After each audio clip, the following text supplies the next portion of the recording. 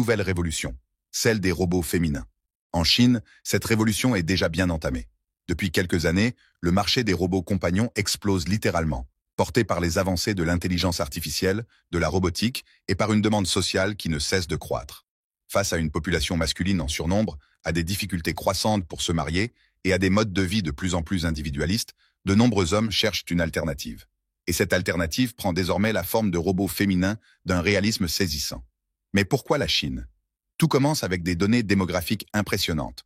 En raison de décennies de politique de l'enfant unique, combinées à une préférence traditionnelle pour les garçons, la Chine compte aujourd'hui environ 30 millions d'hommes de plus que de femmes. Cette crise des célibataires a ouvert la voie à un immense marché pour les robots compagnons. Les entreprises chinoises, flairant l'opportunité, se sont lancées dans la conception de robots féminins ultra réalistes. Peau en silicone de haute qualité, expression faciale naturelle, mouvements fluides, voix douce et conversationnelle. Certains robots sont même capables de tenir de longues discussions, d'exprimer de l'empathie et d'apprendre les goûts de leurs propriétaires grâce à l'IA. Des robots presque humains. Aujourd'hui, les modèles les plus sophistiqués ne sont plus de simples poupées statiques. Ils peuvent marcher, sourire, répondre aux émotions de leur interlocuteur et même tenir compagnie de manière très naturelle. Grâce aux avancées en machine learning, certains robots peuvent apprendre à connaître leurs propriétaires, adapter leur comportement, leurs réponses et évoluer au fil du temps. Le prix de ces robots varie énormément, de quelques milliers à plusieurs dizaines de milliers d'euros, selon le niveau de sophistication. Certains sont programmés pour être simplement des compagnons émotionnels, d'autres sont conçus pour aller beaucoup plus loin, flirtant avec l'idée de véritables épouses virtuelles. Un phénomène mondial, et cette folie ne reste pas cantonnée à la Chine. Très vite, des hommes du monde entier, d'Europe, d'Amérique, du Moyen-Orient, ont été fascinés par ces robots féminins. Les vidéos de présentation publiées sur les réseaux sociaux font des millions de vues.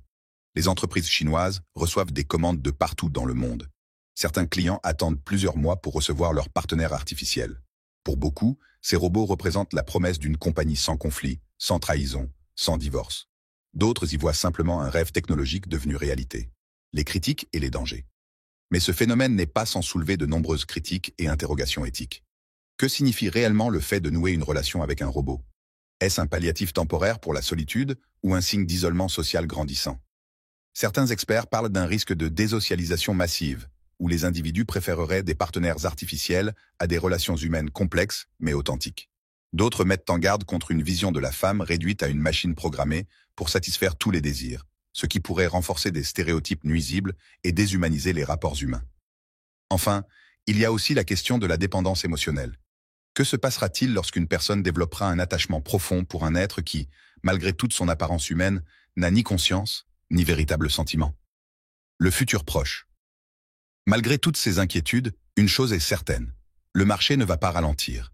Au contraire, avec l'amélioration rapide de l'intelligence artificielle et de la robotique, les robots féminins seront de plus en plus sophistiqués, réalistes et accessibles. En Chine, des projets sont déjà en cours pour intégrer ces robots dans la société de manière plus officielle. Robots aidant les personnes âgées, compagnons émotionnels pour les personnes seules, voire partenaires légaux d'ici quelques décennies. Le gouvernement chinois, tout en surveillant de près ce marché, semble accepter que les robots compagnons puissent jouer un rôle pour compenser certains déséquilibres démographiques. Conclusion. Le marché chinois des robots féminins n'est pas qu'une curiosité technologique.